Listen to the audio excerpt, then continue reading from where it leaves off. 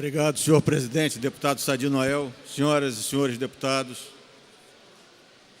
Eu começo a minha fala tocando num ponto sensível dessa crise, que já abordei aqui nessa casa outras vezes.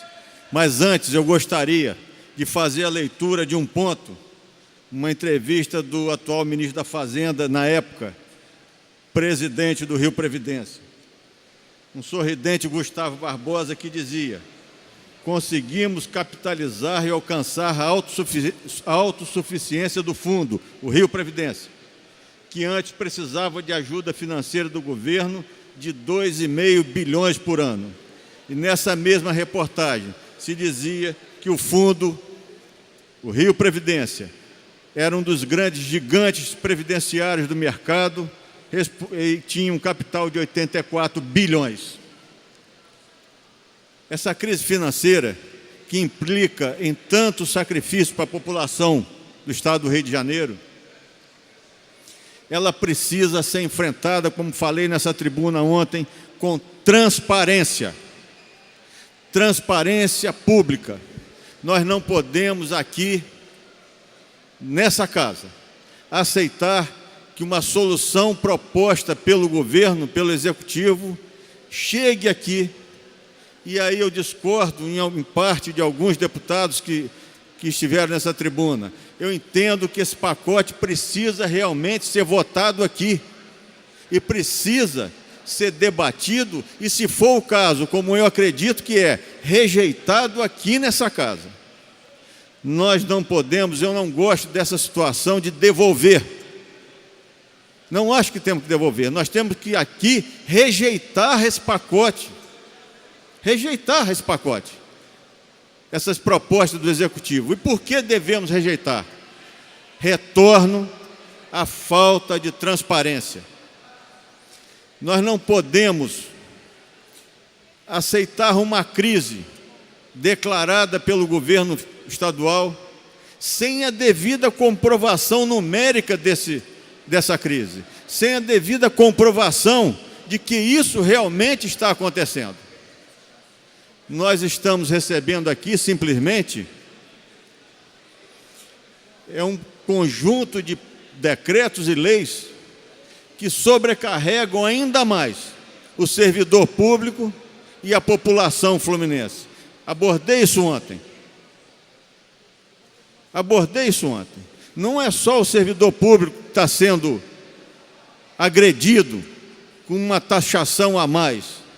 É também aquele que depende do serviço público de saúde e educação, e vê cada vez mais perder a qualidade constitucional nesses serviços.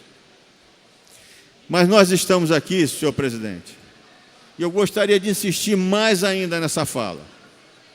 Na lei orçamentária prevista para o ano que vem, 75 milhões previstos de pagamento de aluguel. Nós estamos aqui discutindo a extinção de determinadas fundações para se conseguir muito menos que isso. E eu citei aqui o exemplo da Coordenadoria Regional de Educação do Norte Fluminense, que ocupa uma casa de quase uma quadra em Campos do Goytacazes, e cito também o Detran de Resende, que ocupa um aluguel no shopping de Resende, que é um dos mais caros de Resende. E aí temos o seguinte ponto. Eu fiz os pedidos de informação para saber o valor desses aluguéis. E isso não foi atendido.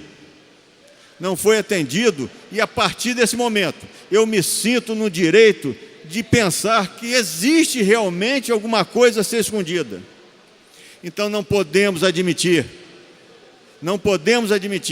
que se peça sacrifício da população fluminense, quando, na verdade, o próprio governo que manda para cá essas medidas draconianas contra o povo do estado do Rio de Janeiro, não se disponha a abrir as suas informações, os seus livros, para mostrar para essa casa que exatamente o sacrifício precisa ser feito.